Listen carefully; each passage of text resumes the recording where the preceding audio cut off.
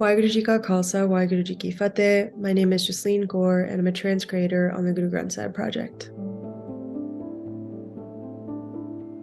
We're excited to announce the release this month of the first half of Gauri Thiti Bani.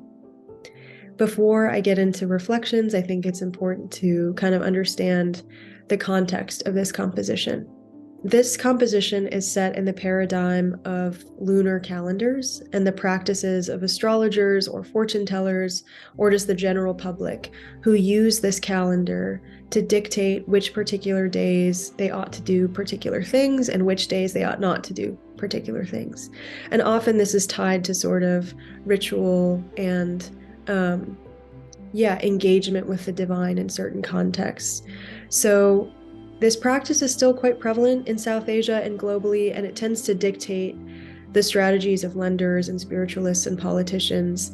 And it results in a kind of calculative game that has entered people's psyches so much that they will or will not do certain things in specific spaces or times. And this sort of idea is delivered to us in the rag or musical mode of Gauri. So Gauri is a musical mode that encourages its listeners to strive even harder to achieve a particular objective without sort of making oneself arrogant or self-important. And so the aim is stability rather than the gamification of things. And it encourages like a focusing on maybe the things that are harder to do and require more effort, that don't build our sense of individualism or like worldly accomplishment, rather than focusing on the things that are easier to do, but are ultimately kind of empty and transactional and build up our sort of ego. So the thing that we're seeking here in this composition is a kind of stable, peaceful, and lasting accomplishment that requires like great effort. So I thought I would focus on the Raha line, which appears in the first 40 or stanza, because it sort of gives us a sense of like what this composition is all about. So Guru Arjan says, "O my friend, the praise of the earth knower, of the one light, should be sung daily. In the company of the wisdom-oriented, virtuous beings, one should always sing praises." So this is something that we're told before the Guru even kind of gets into the different days within this lunar calendar system. So the purpose of these compositions is made very clear to us. We're shown that things are much simpler than we've made them out to be, but that's not to say that these simple things don't require great effort. But the sort of general point is that like it doesn't matter if we're at a full moon or a new moon, and it doesn't matter like what phase of the moon's waxing and waning we might be in, because this like calendar is ultimately not important.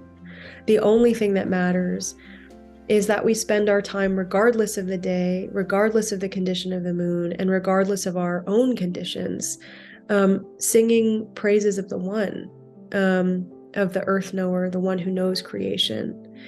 And it's through this statement and through this like guidance that like, it's not just that we should be singing praises of the one, it's that we should be doing this in the company of others who have made this their work, of the wisdom-oriented ones, of the virtuous ones. It's with this statement that the Guru urges us to kind of pull ourselves out of the complicated transactional systems that we're a part of, and urges us to sort of look at how much simpler things could be if we just made this effort all the time. And it's something that I think I'm reflecting on kind of similar to the past few releases that we've done, where it's like, maybe I'm not literally taking part in like a lunar calendar system. Maybe I'm not literally letting this calendar dictate when I engage with the divine, but I do certainly like engage in a transactional relationship with IkOankar. I think that it's really common for us to exist that way, even if it's not all the time. And as we like end this year and move into the new year, I think that like we tend to see sort of calendar shifts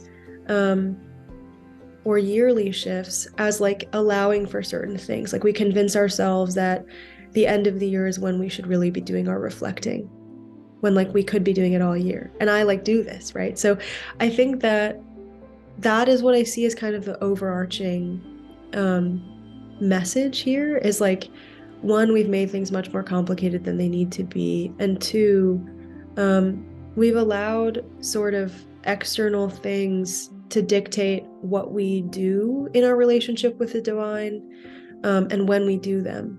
And what we really ought to be doing is sort of reflecting at all times. What we really ought to be doing is reflecting on our conditions as the ones who are fallen, as the ones who want to be sort of raised up.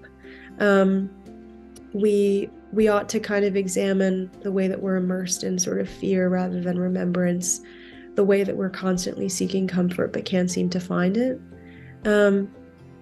And I think once we do that reflection, we'll start to understand that we can practice remembrance at all times. We can praise at all times, and we can exit these kinds of transactional systems and relationships with the one.